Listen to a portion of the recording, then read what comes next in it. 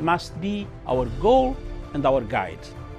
And all that we strive for as a human family, dignity and hope, progress and prosperity, depends on peace. But peace depends on us.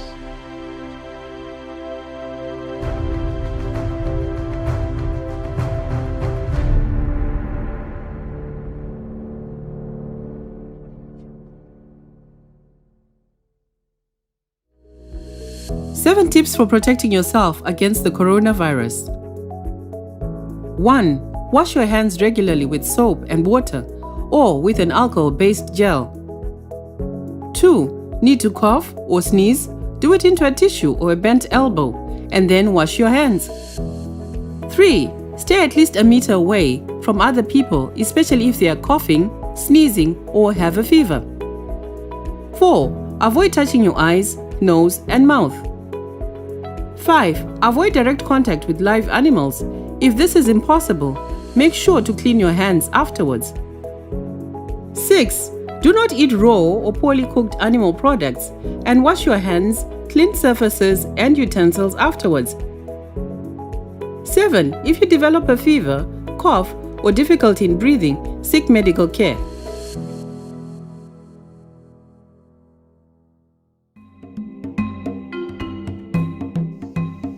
Viewers, those listening to this tape or this video, I want to bring to your attention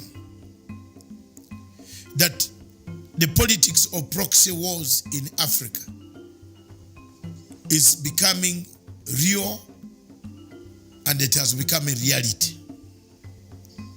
I want to bring to the attention of the African states that time and time again we have fallen victims of proxy wars. We fight wars that are not ours.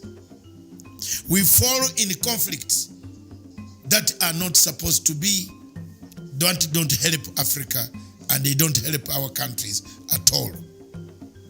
The proxy war that is in East and Central and the Horn of Africa has been ignited, supported, equipped by France. It has been very real that the French government, quietly through its company called Total Oil, has been searching for resources around the triangle of East and Central Africa and the Great Lakes region and the Horn of Africa. The LAPSET was one of them, which could have been a landmark project for the people of France. They withdrew from it. The Tanga to Mwanza, they made it, they withdrew from it. The search for oil and resources through Total Oil has brought us the dangers of a proxy war in the region.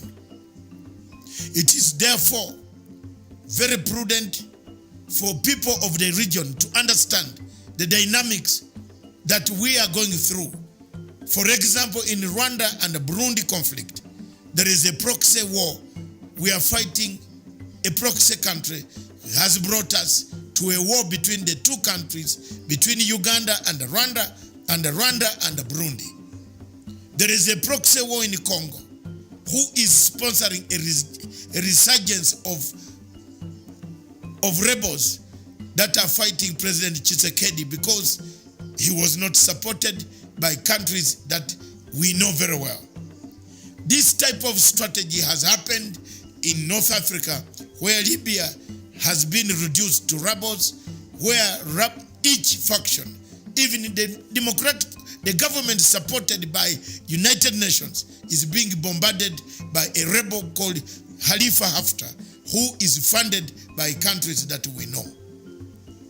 The question of Somalia and the Kenyan maritime presents a challenge, a test case for Africa and East Africa to stand firm and denounce the actions of countries that bring proxy wars and proxy politics in our region. It is therefore my humble submission that for this conflict, for this to end, we must do enough publicity, advocacy around the area to tell and explain to the international community why this problem is going to create an imbalance in the peace in the region, and the regional peace will be affected. It is therefore my humble submission that as a Ugandan whose troops, brothers and sisters, mothers and fathers of other many millions Ugandans who are in Somalia, condemn any action by the Somali government to try to resolve issues that should have been resolved amicably as Africans within the African confines. I submit therefore that some of us will go a mile further to do now, from now onwards, to expose, to show the challenges of these countries that make us fight a proxy war in Africa. Thank you very much for listening. God bless you.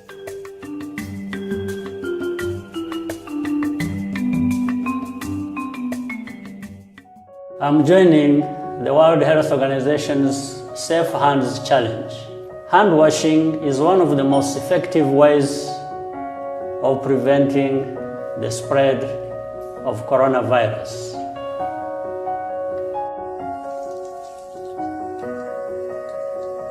Wash your hands with soap and water for at least 40 to 60 seconds.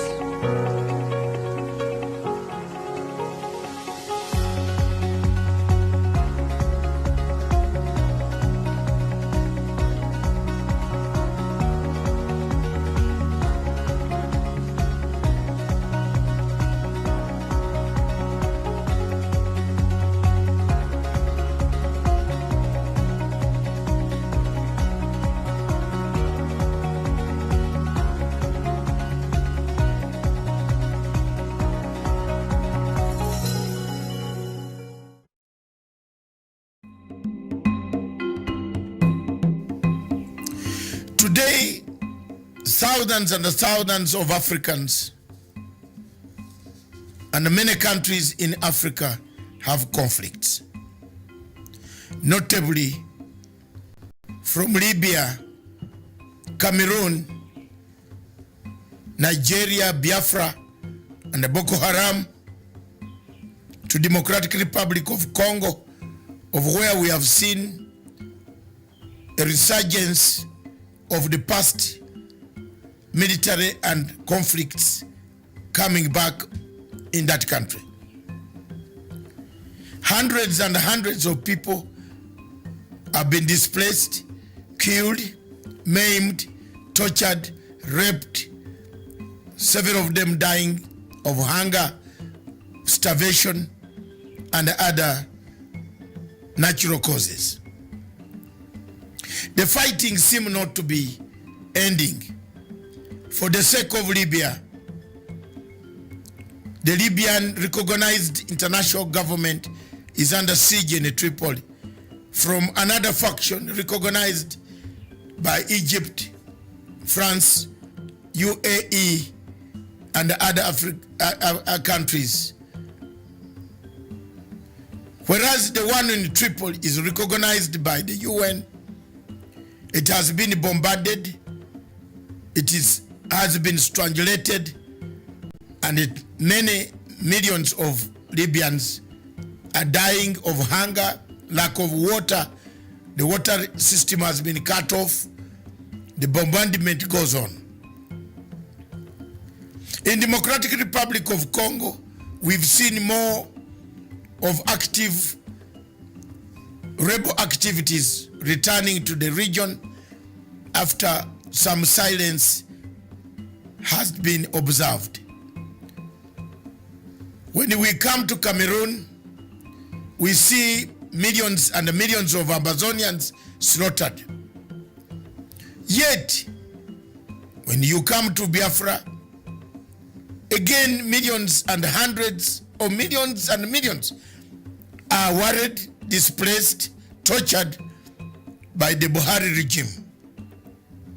Yet again in the north, we see Boko Haram killing, maiming, abducting, and burning down villages in the same Nigeria. When you cross over to Central African Republic, the same is the history that has littered Africa. While all these events are taking shape, Africa is silent. Africa is not making enough efforts to find a solution to what is causing the problems in Libya, in DRC, in Cameroon, in Nigeria, Biafra, and now you add in Khartoum, Sudan. As people die, the people of Africa have no answers, have no solutions. There is nothing to bring an end to the conflicts that have killed Africa. We seem to be new ones manufactured, old ones reignited, encouragement coming from external powers. One power that has been seen in the shadows of all these conflicts, especially the one of Libya that has escalated in the Sahara region of Africa, is France. When you come to Democratic Republic of Congo, the same country is in the shadows. The war can be seen is France. When you come to Cameroon, in Amazonia, the one behind that has the key to bringing peace is France. Therefore, our question as Africans, why are we silent? Why are we not saying enough is enough of the wars? Thank you.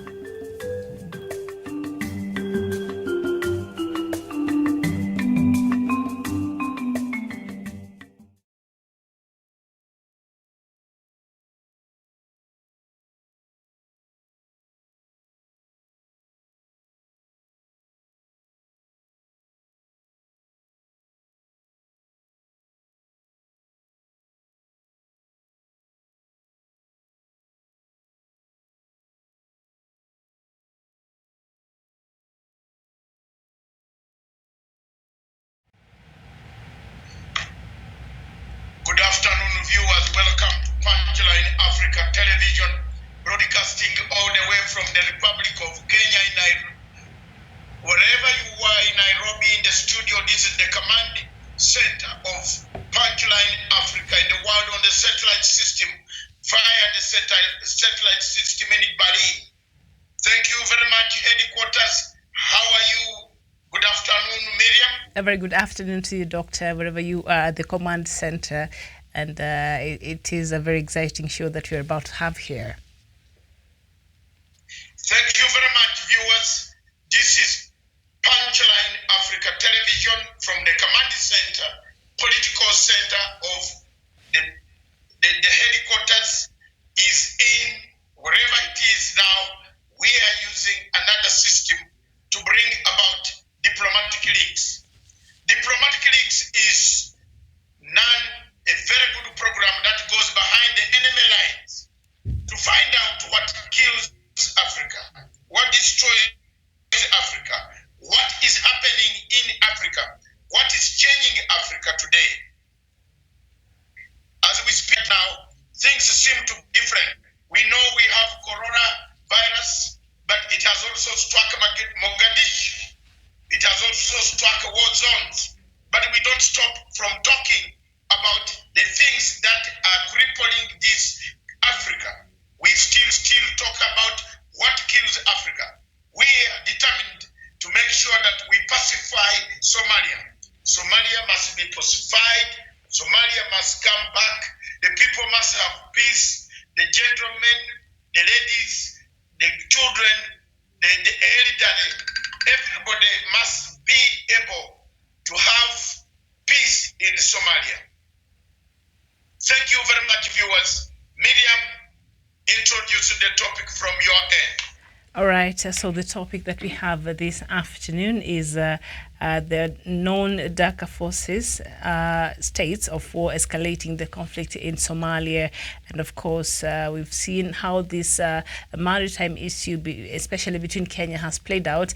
And we've seen some other international bodies coming out and trying to push a certain agenda, between this matter that lies between two African countries, that is Somalia and Kenya. And of course, Somalia took Kenya to the ICJ, the International Court of Justice, in 2014 over 15 blocks of disputed oil blocks at the Indian Ocean and the borders between Somalia and Kenya. The area, the space that is in dispute is around 100,000 kilometers per square, and so that is where we are today. And we've seen some efforts, especially yes.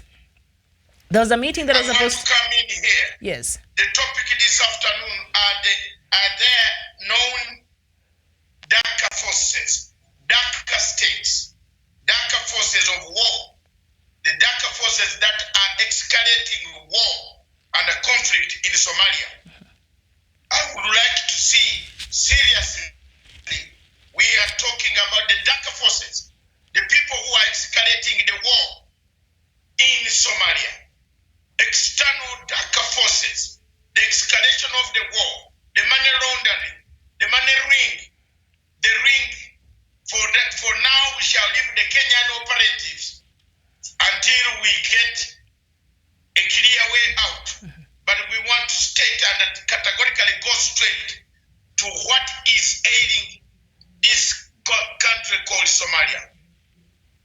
There are 4 countries in the world that everybody should know and be careful and be put on stand out, and they should be called. We should call them out. We should call the names. Norway, Qatar, United Arab Emirates, Turkey. Those are the 4 countries outstanding in escalating the conflict in Somalia. Those are the 4 countries that are paying money, sending money into other parts of the countries in East Africa where money is going cleaned through the embassies, and it reaches Al-Shabaab and other operatives. That is the pinnacle. That is what we are saying, and that is what we intend to say and deliver to the people today, to the world. We are not afraid. We have a diagram coming on the wall, how money passes through and how money is channeled, cleaned, and forwarded to all operatives, including to the government of Somalia. Thank you. Bring that program, that chart on the table. Miriam, this, and then we shall go to reactions of leaders of Somalia themselves who have admitted. Jubilant leader, President Ahmed Madobe, has stated categorically and authoritatively that Al-Shabaab and the federal government of Mogadishu are the same, and they are similar enemies to his administration, retaliating that the current administration does not tolerate anyone having contrary views, but at the same time, they allow money to be channeled through them and their security intelligence network that we have and identified as we are going to read them, and they come on the screen. Bring the chart on the screen. And even as we wait for that chat, Madobe, who is the president of Jubaland, stressed that the current administration sets aside fighting Al-Shabaab, putting major emphasis on removing all regional administrations, also adding that Jubaland's president also urged Turkish government to stop training federal government's troops deployed to dismantle regional administrations and instigate violence, also conveying similar suggestions to the government of Qatar. So we can see Jubaland's president, Mr. Madobe, has come out and is asking Turkey to stop interfering with and training the federal government troops, who in turn come and cause insecurity, unfortunately, in that region. I don't know, Doctor, are these allegations founded? Yes, these are very serious allegations. You know we have AMISOM, which is already in Somalia. AMISOM does not and has not given any authority to any country to start training and against the United Nations resolution of arming Somalia. We have a United Nations Security Council resolution that stops any country to arm, to facilitate, to increase, and to even humanitarianly send any form of arms that could escalate the conflict in Somalia. Turkey has gone ahead and trained over 1,000 pilots. I can't tell the location now, but I'll rename the location at the time when they want. From the command center, the political command center of this television station, we have obtained all the necessary documents, the names of those training, who is training them, how much Turkey is paying these pilots to come and destabilize East Africa. That one, I brought it to the notes of the United Nations Secretary General, to the attention of the Security Council, that Turkey is interfering with the good pacification of Somalia in the region. Over to you, Miriam. All right, so this message by, of course, Jubaland's president comes amid dramatic escalation of tensions between the regional administration and the Somali federal government following the recent vicious fighting in the Somali border town of Baladhau. And also, we cannot forget the fighting the other day that escalated into our own country. Doctor, you remember that affected, it caused some bit of insecurity in some part of our northeastern part of the country there in northeastern part of Kenya. And of course, Somali's Army Chief, Brigadier General Odoa Yusuf Rage, has ordered commanders of various army divisions and units to withdraw their officers from private security assignments. I don't know, because these officers come from perhaps different countries who have contributed to have their army and their people there to try to restore peace in Somalia. And we've seen Somalia recently have been showing, signs of almost getting stable. It's not there yet, and Somalia still needs all these countries that are there trying to stabilize this country. But also, it's very interesting to note that it is at this point that there's a semblance of a state returning back to Somalia, that we've seen some, especially the Western powers and these countries that you've mentioned now, showing a lot of interest in Somalia. And as we know, Somalia right now is very ripe in terms of opportunity and markets. There's nothing that is working there. So should Somalia stabilize right now, a lot of people are going to benefit in terms of putting, say, telecommunication companies there, industries there, and farming and all that, because Somalia right now do not have that. So these countries, of course, I'm sure they must have seen this opportunity, and so they're here just trying to look out for their own interest. I don't know do you think Somalia is aware that these countries who are seen to be instigating a lot of this unnecessary chaos in this country, and perhaps to try to pit it against other countries, and even try to push Somalia to push out other soldiers from the AMISOM especially. Does Somalia understand that this country are actually looking out for their own interest? Yes, because Somalia government, the President Farimajo, has interests. His interest is to bring disorganization of Somalia. It's not to unite Somalis. He has no interest for Somalia. He doesn't have interest for the people of Somalia. He does not have interest for the people of the region. He doesn't respect the people of the region. The presidents who were there before him, President Farimajo is an American citizen. He still has American blood. He has not relinquished the American blood. He continues to be an American, serving the interests of the people of Somalia. We want the people of Somalia to rescue themselves from his presidency, in the sense that they must wrestle out this type of activities. The diagram you see on right now is from a diagram well organized from Turkey, from Qatar. The money is sent in the embassy, cleared by their agency, then divided drafted letter, you find it is cleared through one of those out. We shall remove the Kenyan component of those in Kenya who help them. But there is one person called Bagman, a man called Bagman, because he bags this money and carries it in dollars and delivers it inside Somalia.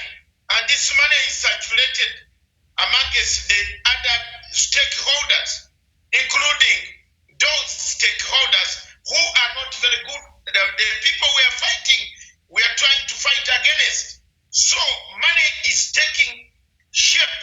Money is laundered and carried from about 3 African countries.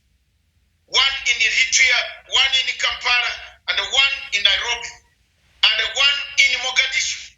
So we want to tell the world, the Secretary General, United Nations, we have said it. They said it, that time has come for us, for him.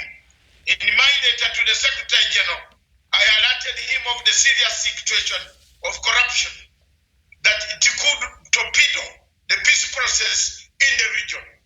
As you see from that connection, that is what we have, that is how it is, and it is very, very real that things are falling apart in Mogadishu. Yes, the government knows. When you look at external forces first, Norway supports, not for good, for interests. We have seen so many callers and other contributors on the line. They are saying they come for oil and diamonds and other. Somalia has got a number of minerals, including fish, which Norway wants so badly. The deep seas of the Smile and the Red Sea breed very good fish. And Norway is a part of the problems that we in East Africa are fighting to pacify. Norway, under the Prime Minister of Somalia, Hassan Hari, whom I will detail you the programs later because I've got his dossier on how he conducted himself before he became the Prime Minister. We have not yet reached there yet. He's the man behind Somalia's chaos that we see, that never-ending peace, but creating more confusion within the establishment, fighting his own president, and he is doing it when Somalis want peace. The two are fighting, jostling who should take over power and who should be seen more powerful in the international community. Norway comes in as the second country to destabilize Somalia. The third country that comes in is the United Arab Emirates. United Arab Emirates have played a part since they were sent out. They have played a part of disorganizing the entire system. Where Qatar is, UAE comes to do the opposite. So we are having external darker forces coming from the Persian Gulf and the European countries in the North Europe coming to destabilize a country when we are trying to make and pacify this country. All right, and very interesting names there you've mentioned, Doctor, and we've seen Qatar, especially that chart. I don't know if production can return it there so that we see Al-Shabaab terrorist financing and money laundering, and we see a number of notable people that have been mentioned. Do you think, owing to, I know a country like Qatar, a country like Saudi Arabia is not mentioned here, but UAE, Qatar, and these other countries, they really contribute a lot to the United Nations, as countries that support the United Nations activity, as the rest of the countries who are part of the United Nations member states. But a country like Qatar, Saudi Arabia, they contribute so much, even in excess. Could this be perhaps the reason as to why the United Nations refused to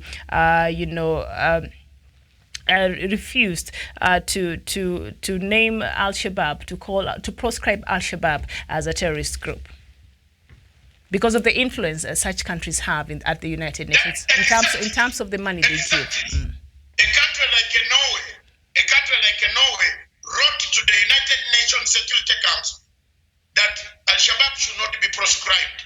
We are dying. Our people are dying. Somalis are dying. They need peace. Somalia are very good people. They are very good people. They need peace. We are crying for them for have that peace to come. Uganda sent troops there. Kenya sent troops there. We are trying to pacify so that they can have the peace to live their normal life. Nobody will impose any other religion from outside. No. They have one culture, one religion, one custom, one country. What is the problem? Are these external forces? These are the forces that I'm fighting. These are the forces that I'm tabling to the Security Council. These are the forces. Faramijo cannot beat me in international relations because he never studied it. I did. I am tabling evidence to the International Relations Committee, to the Secretary General. Why did these countries gain quite a lot of money, resources, channeling it through bad ways that has reached the pinnacle of terrorism in Somalia? Therefore, prepare for it. They have failed to adhere to the code of conduct. How does Norway fund these people? Where does the money go? The Somalis are crying for corruption. Somalia is saying there's plenty of corruption. The Somalis say every money that is sent is misused. It is used to buy houses in Turkey, Qatar, UAE, and Norway. Why? Where is the money that is sent to help Somalis? The Somali people are suffering. They don't have food. They don't have a humanitarian catastrophe is high. The money is spent on other things. And above all, is laundered. The system knows it is being laundered. And we are not going to keep quiet.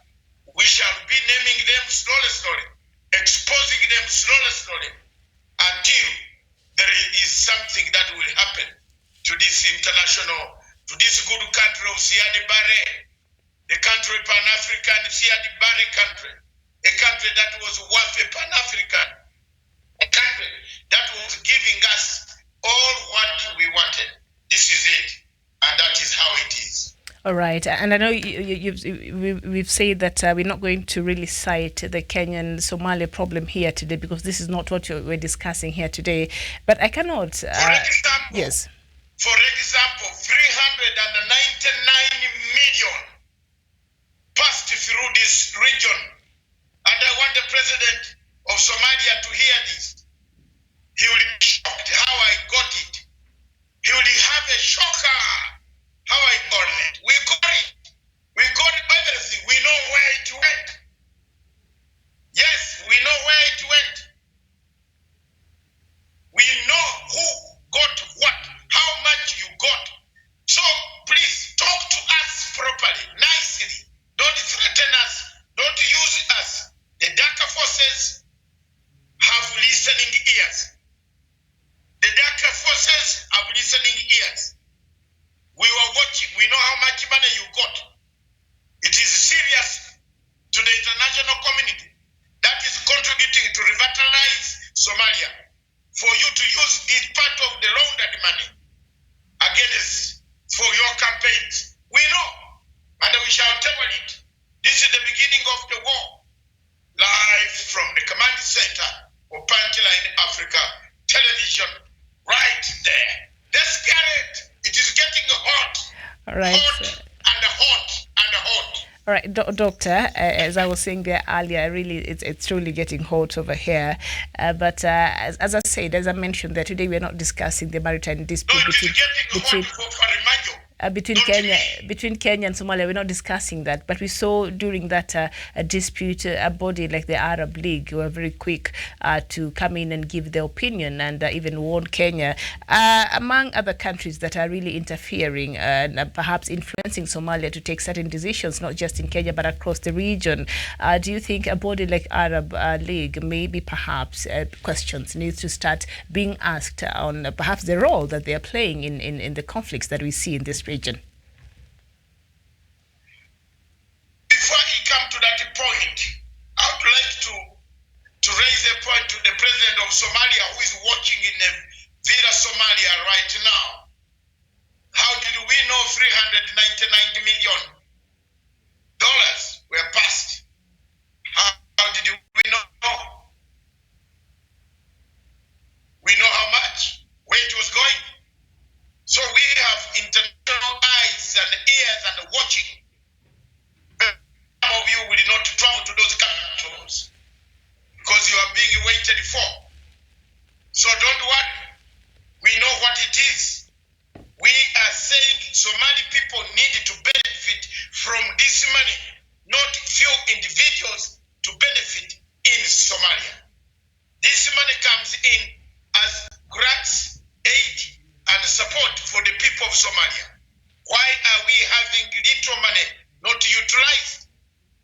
Why is it going to the pockets? Corruption is being done in the presence of everybody. So we can't wait, and we shall wait. Coming back to your question, yes, there are countries also. Ethiopia is on the list, and we don't take any prisoners. For us, our stand hasn't been no prisoners are ever taken. We have never taken prisoners when it comes to us saying exactly what we want to say. We don't take any prisoners. We are very candid. Ethiopia is meddling, harassing, changing the course of a struggle or pacification of Somalia. Ethiopia is making it very difficult to have their freedom because it has other interests that it has brought. But it looks like we have to cross over to a news breakdown. There's a press conference, breaking news coming across. So I take you back to the production center. Then we come back to wind up with facts. We shall publish these facts for the people. I believe that this paper can be put on this for facts to be done, to be got. So get it, write it, let the production team put the whole document on our screen so that people can see page by page, and then they can understand that we are determined to unravel the mystery that we see that is coming right now. But right now, I hand you over to the studio. You want to cross over to Nairobi, where I think there's a press conference. You have seen it by the Minister of Health, who is giving his briefing right now on COVID-19. Yes. I think it's very important for the people, our viewers, to know the latest fact. Back in Nairobi from the command center. Thank you. We come back later in the program. Sorry for the interruption because we have got to cross over. Are they ready, Miriam? I don't know if they're ready, but when they're ready, I think they will tell us because that press conference is supposed to. Is it happening now by CS for Health, Mr. Mutahi Kagwe? It's supposed to start at 3. I think probably it's ongoing. So once No, it is here. They are starting. They have started. I got the signal. All right. So what we need to do now is take a very short break so that we can able to connect with that press conference that is according to our studio there.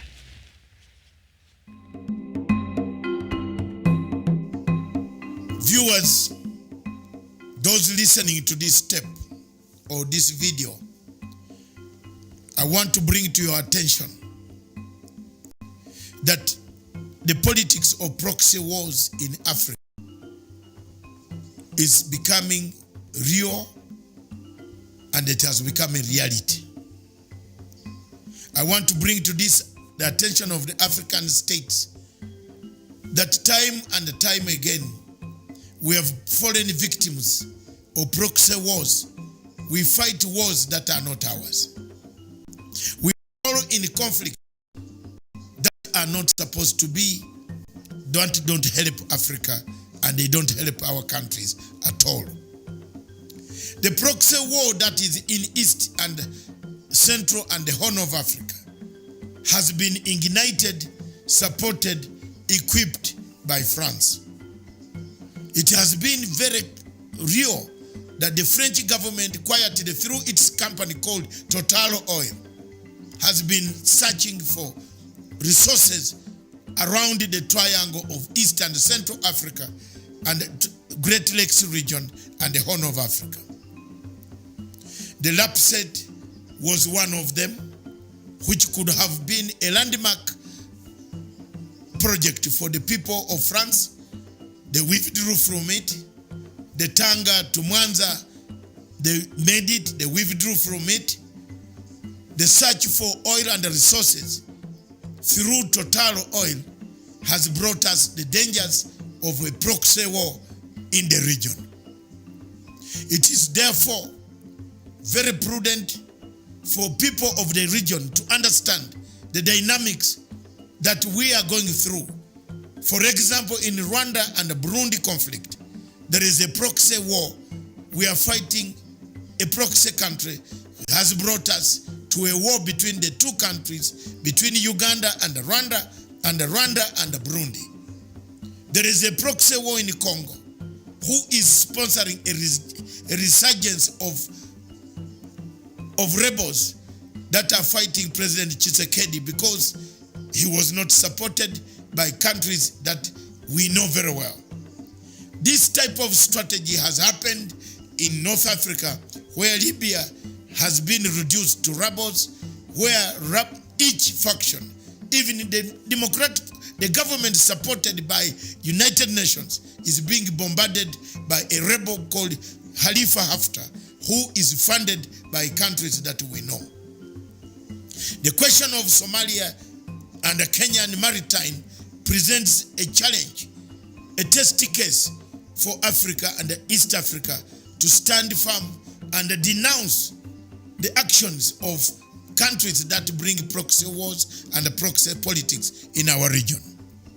It is therefore my humble submission that for this conflict, for this to end, we must do enough publicity, advocacy around the area to tell and explain to the international. Is going to be instituted further by making those traveling into the country to swear a legal document that they will comply with what they are supposed to do. As you are aware, all schools and higher learning institutions have been closed and continue, and the work and the process of students going home is continuing. We would like to thank the schools, we would like to thank the parents for their understanding, because nobody has complained and everybody has been extremely understanding. We have also asked the transport system, the matatus who are transporting children, to transport them in clean, sanitized circumstances when they are taking them from their schools to their homes. And we have asked the schools not to put kids in their totality into public system, but to organize with the public transporters how to take children from their school to their homes and in sanitized and clean conditions. We are also happy that the cashless transactions that we have advocated are going on smoothly. The central bank has stepped into this matter. We are appealing for even more improved offers from the cashless transactors. We have urged our people, and we will continue to urge Kenyans, please stay away where people are congregating. May there be weddings, may there be funerals, may there be religious congregations, may there be nightclubs, may there be churches. Please, please, we appeal to you. When we have looked at the countries that have managed to contain the coronavirus, they are those who the citizens have taken upon themselves to take responsibility. It is those places where social distancing has been brought to bear, and it is countries that have made decisions like the ones we have made very quickly. And for us to succeed, we will need the cooperation of just about every other institution that we have mentioned. We have asked that wherever possible, those people in offices, those people who are working should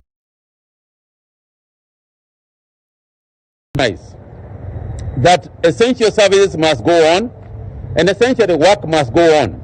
But we have given the measures that should be taken wherever this is necessary.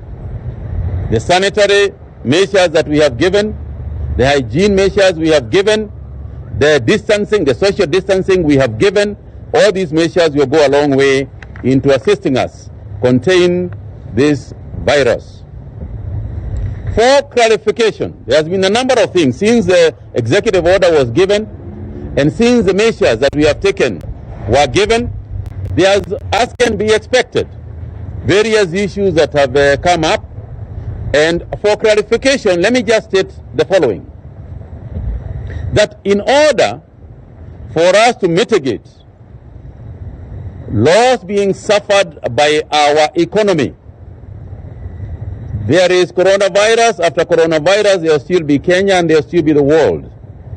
And in order for us not to suffer extreme economic losses, we have considered and found ways of ensuring that cargo vessels, cargo aircrafts or ships can come into the country provided they are disinfected at the point of departure and the crew quarantined on arrival.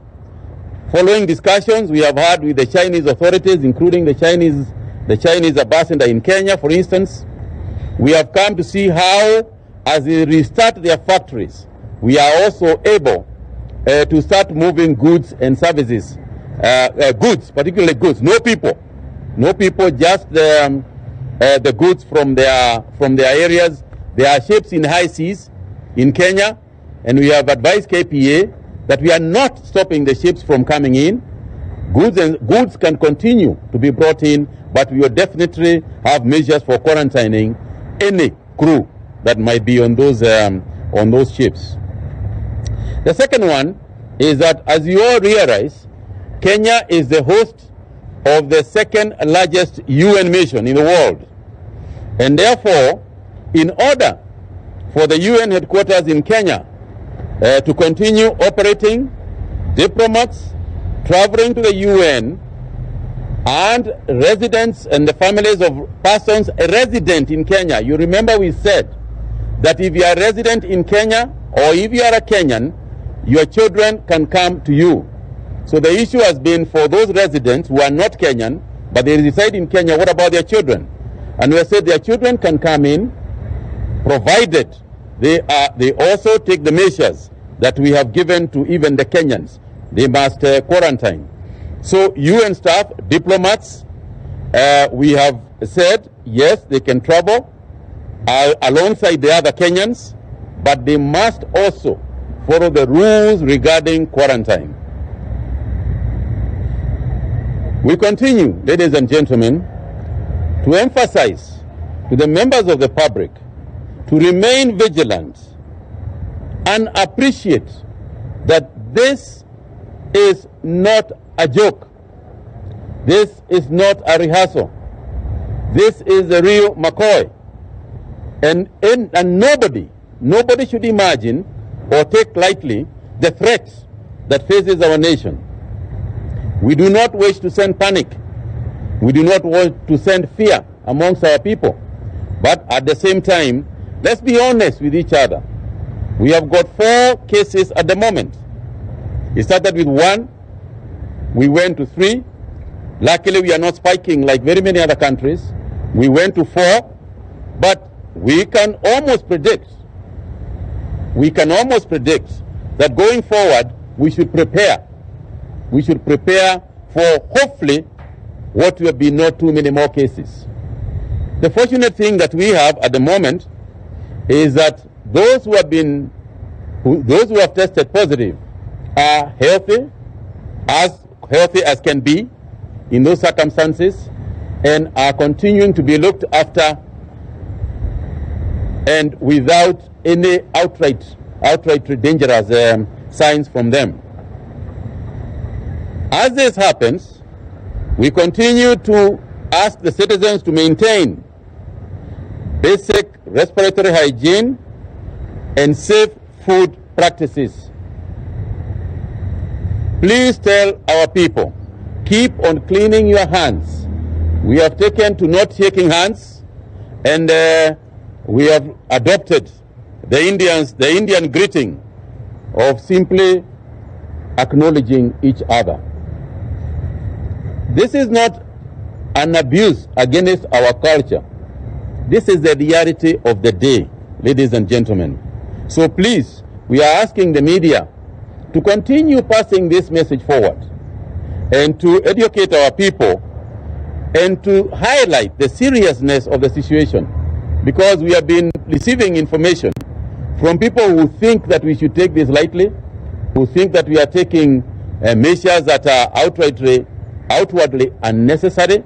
And I would like to assure you, nothing could be more necessary than the measures we are taking. We have asked that those areas, those social gatherings that are still going on in supermarkets, in Italy's and so on, that you continue to observe the highest levels of cleanliness. Our people, our public health officers are on the prowl. At the slightest sign that an institution is not a restaurant or otherwise, is not observing the highest levels that we expect in terms of sanitation, washing of hands, and so on, then we shall take further steps. But at the moment, we are encouraged by the cooperation that we are getting from everybody. We are also making a special appeal for members of the public to utilize the toll-free number 719. 719. I'm appealing to the media, particularly the print media.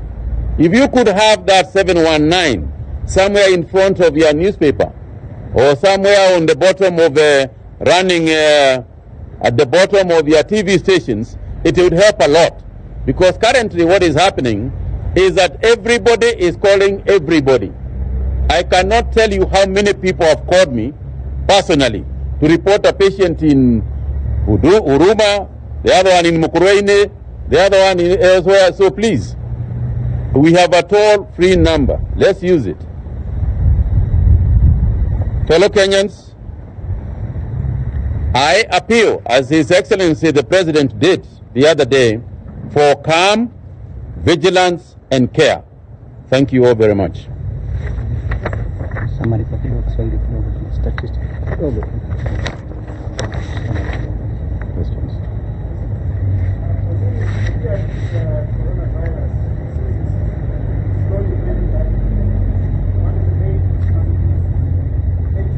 At the airport, and there are concerns that the government is not paying keen attention on the airport because flights from London are still touching down at the JKIA. What is the government doing to ensure that there is Kenyans are safe from any visitor or anybody who is landing in the country? And number two, I don't know whether the government is aware of a case of au watu wanatembea kwa ndege wanaitwa nini? Passenger from KQ in the morning who disembarked and was rushed into an ambulance.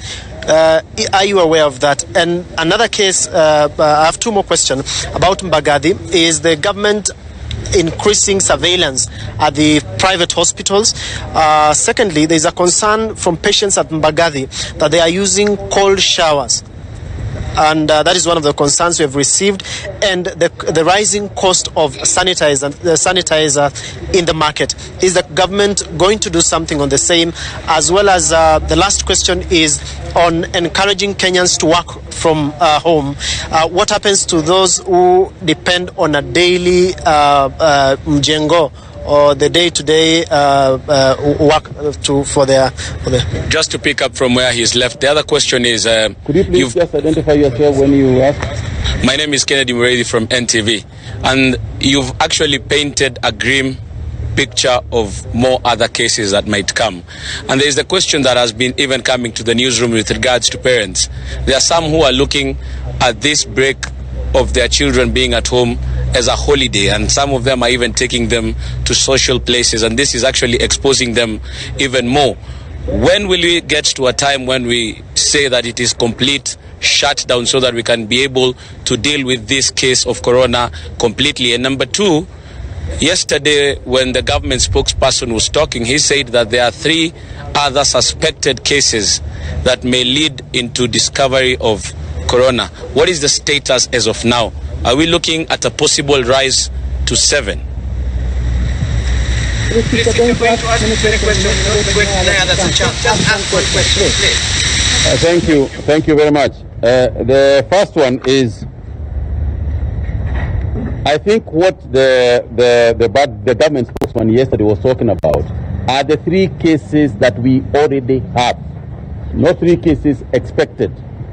Because suspected, everybody is suspected.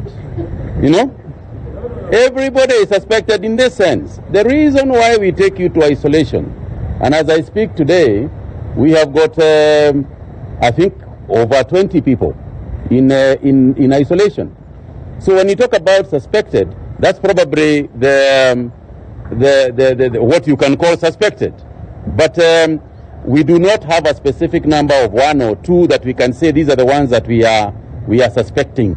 We suspect people only when they have been exposed, when you have been in touch with people who have coronavirus, and at that point we want to carry out tests. So probably what you mean is there are 3 people we are carrying out tests of, but that is not to say that those are the only people that we suspect. As far as we are concerned, at the moment, anybody exposed, is potential.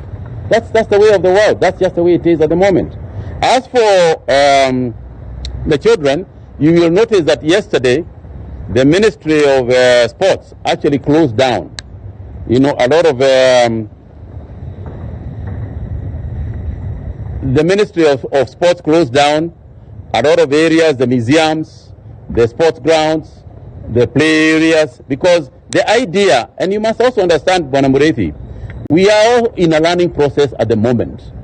We have never had to send children home and tell them, stay indoors. This is the first time it is happening. And so you can understand, if it doesn't seem to be taking effect as quickly as you'd want it to be, there's a lot of education to be done. There is a lot of urging to be done. There's a lot of understanding to create before people do what we are saying. And this is the purpose of a meeting such as this one that we have today, is the purpose of a briefing such as this one, just so people can start doing exactly what we are saying, and realizing that the reason we sent them home is to social distance the kids. So if you go home and then you take your children to the museum, then you have not social distanced them. You might be, it has not served the purpose. So that is something we are continuing to urge the parents to do. As for a total shutdown, it is always on the table. A total shutdown is always on the table, because depending on on how we see the progress, depending on how we monitor the situation, then, and also we are monitoring with the Ministry of Interior to see to what extent the public is following the guidelines, along the guidelines that we have given. At the point where we think that the danger is enhanced, then we will take the necessary, the committee will debate and take the necessary steps. The attention at the airport, I can assure you, there is serious vigilance. And even if you look at the social media, even persons who have traveled through Dubai, persons who have traveled through London, they will tell you that in their travels, where they are getting the most serious checks is actually here in Nairobi. So we have not in any way relaxed our surveillance, both through our cameras, thermal scanners, and so on and so forth. And sometimes you can walk in and think that you are not scanned. I assure you, you are scanned. The case of a passenger in an ambulance, that's a detail I would not know right now. I'm sure that's the only one. He's not the only one who is in an ambulance. There must be a number of people from different places in an ambulance, and therefore I will wait for the technical people to give that detail. We are working very, very closely with the private sector, and we are very happy with what they are doing. The business community has come together, and I believe in the coming couple of days, we will be having a joint press conference with them. And of course, there is the issue of addressing the economy, and that's why we are trying to take baby steps in seeing what we can do to mitigate, our economic situation. As for the sanitizers, let me tell you how to bring down the costs. Let me advise Kenyans how to bring down the costs of sanitizers. Buy soap and wash your hands. If you bring down the demand, demand follows supply. When the supply is limited, what happens is that the price go up. And as much as we are trying to tell these people, bring these prices down, we are asking the Ministry of Water, and indeed we can confirm that CS for Water, Cicely Karaoke, has already started to ensure that they are putting water points in as many places in this town and in the country as possible. The CS in Water has also confirmed that he is asking all water companies who have shut down water because of bills, because of certain mechanical issues, that we address those issues as county governments, as national government.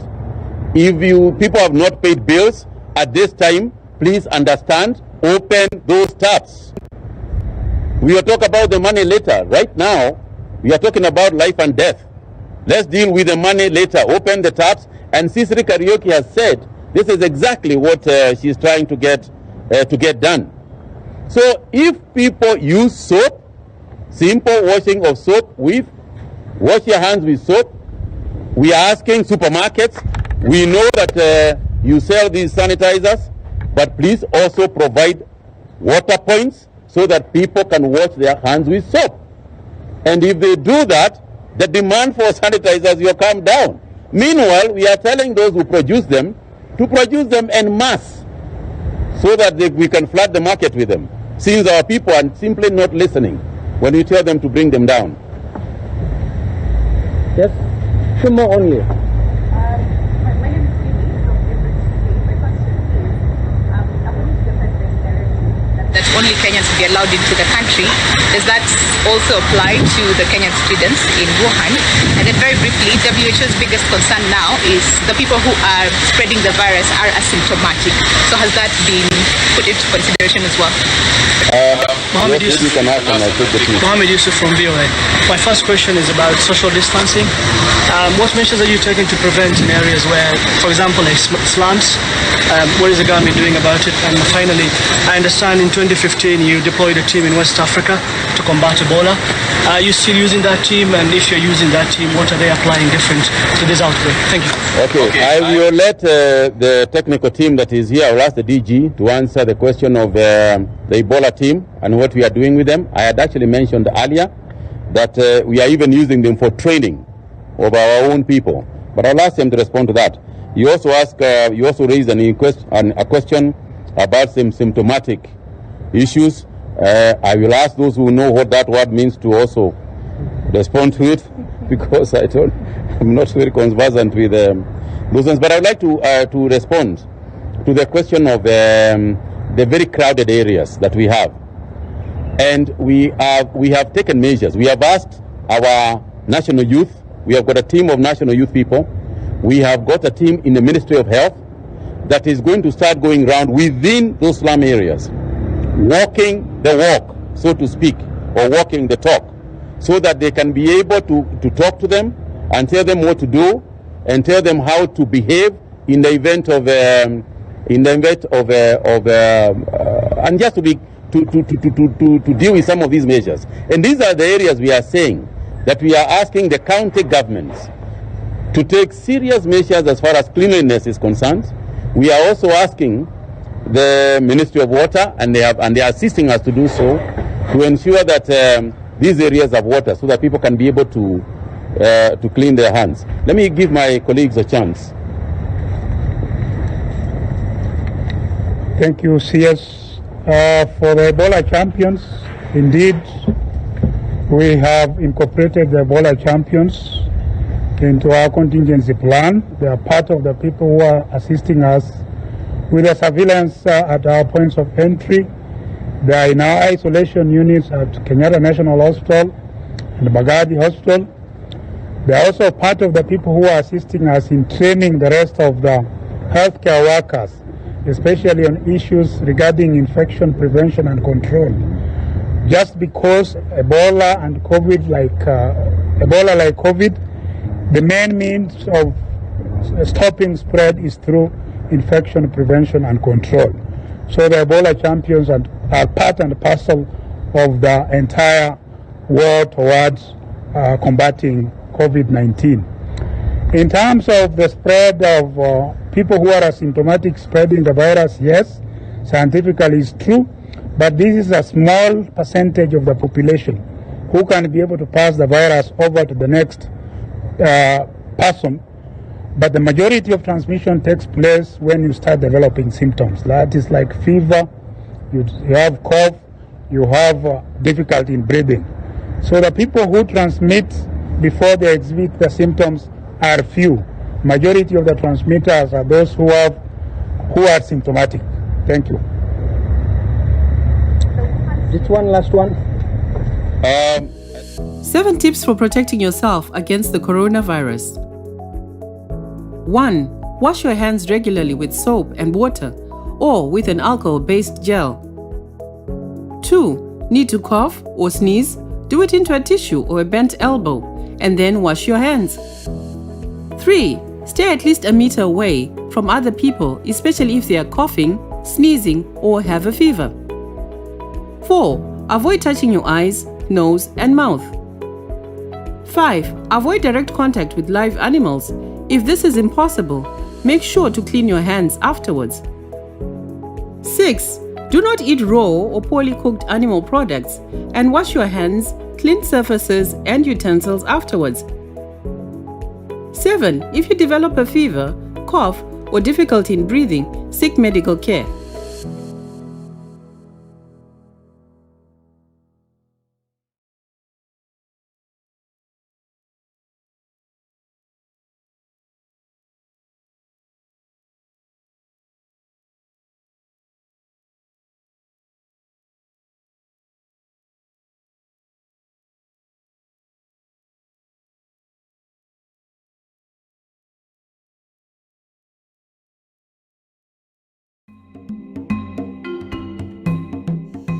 Thank you very much. All over Africa, presidents are beginning to change constitutions. The constitutions that were made to give term limits seem to have no meaning to the current situation in Africa. Whenever we reach election time and the expiry of the tenure of office, presidents in Africa try to change their constitutions. The recent case of Guinea, where President Condé has tries to change the constitution to go for another third term or fourth term, has sparked violence that has left several people killed and some arrested, imprisoned. The question therefore is, why is Africa and why are African heads of state changing constitutions? What has made it difficult for presidents to retire and go back? There are few countries in Africa that adhere to the constitution, namely Ghana, Nigeria, South Africa, Zimbabwe, Tanzania, Kenya. These countries, Botswana, Namibia, Angola, some of these countries, when it comes to adhering to the principles of constitutionalism, they have never changed their minds. Are there conditions that make them fear? Where is the fear? What makes people change constitutions? What makes a head of state to involve the entire population in changing the entire constitution? The case of Burundi, where the constitution was changed, it sparked violence and even it reached a point of a military coup. Do we need these changes in the constitution at the last minute? Do we involve our people as to whether the type of governance we are taking is the best type of governance? These questions can be answered by my viewers. Many of you who are watching me today, and many of you who will have a chance to look at the clip. The bottom line and the questions are, do we need elections in Africa? Therefore, are we ready for competitive elections? Do we give it up? Do we say, thank you, my brother, for winning, or my sister for winning elections? How do we conduct ourselves pre- and post-elections results? When the results come out, do we accept them? Do we move on? Do we wait for the 5 years? Or do we change and go violent? I think that is the question that I leave to you people in each of your countries, wherever you are.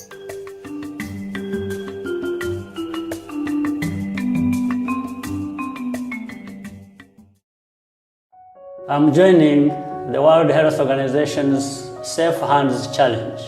Hand washing is one of the most effective ways of preventing the spread of coronavirus.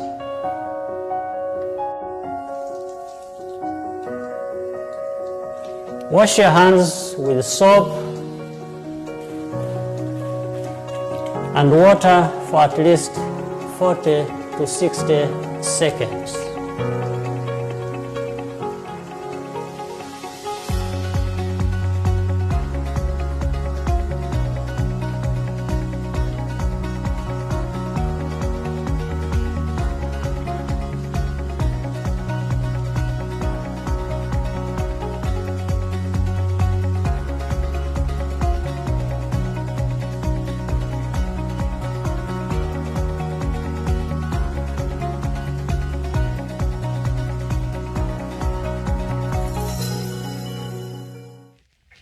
Welcome back. That was an update from the Kenya's CS for Health, Mr. Mutahi Kagwe.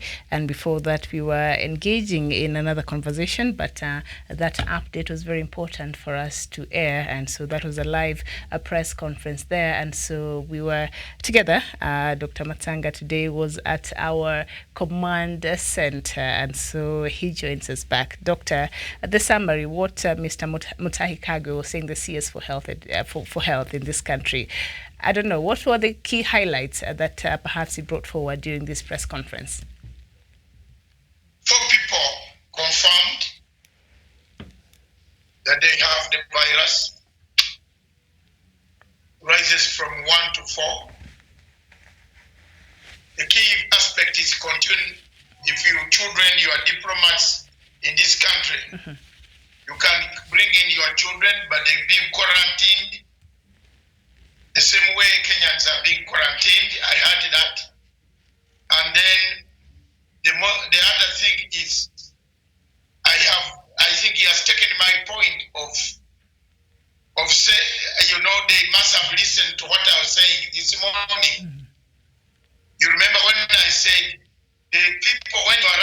100, you are quarantined.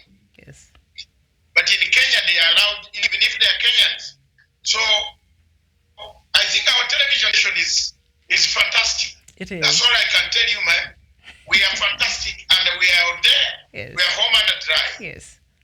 Yes, I can see quite a lot of things happening, and I'm very, very happy, man, to be associated with them. And the seriousness of it is, if at all there is a problem, it can be sorted out when you are quarantined. Another thing is that on the prices of sanitizers, he said, buy soap. Again, our television is being listened to. Mm-hmm.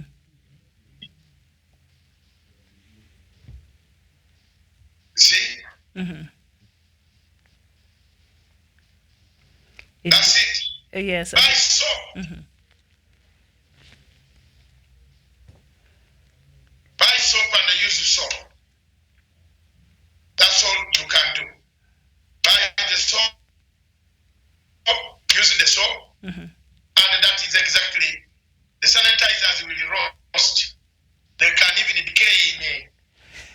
You know, Africa has got a problem. Yes. They now want to make money out of sanitizers. Yes. Also go and buy mutingobe.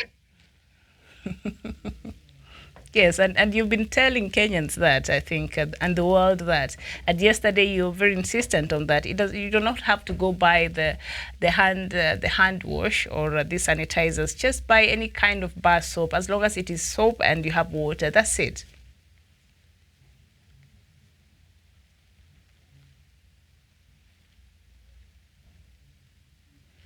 All right, I think we seem to be having a little a glitch there with our signals. So perhaps I don't know if you can hear me. We seem to have lost Doctor there. Our signals have developed a bit of a problem there. But can you hear me, Doctor? I'm not able to get him. So I think that is where we shall end. Thank you very much. Yes. Thank you very much. I would like to end this show. Okay. On the high note, we were interrupted by a press conference, and that was a very crucial press conference for us to know what is supposed to be done, what new regulations. But the point of diplomatic leaks, we continue with the struggle of pacifying Somalia, bring Somalia together, bring Somalia and liberate the people of Somalia from the acts of conflict that have besieged this country.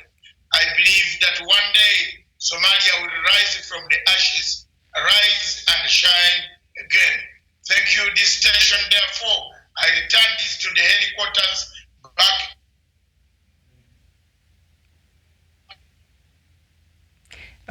All right. We seem to be having a problem there with our network. Yes. Okay, we seem to have lost their... Sanitized. Yes. We haven't lost me. Have you lost me now? There's a bit of Are you there? I think I can hear you now. We are ready and we are happy. This station is for Africa, with Africa, by Africa. Child, for me, from the command center of Punchline Africa. We see you again tomorrow at 11 East African Standard Time, when we shall be having our Good Morning Show. Right back to the studio in Nairobi. I'm Dr. David Matanga. Far away, far away, far away. Sanitize, wash your hands. God bless you.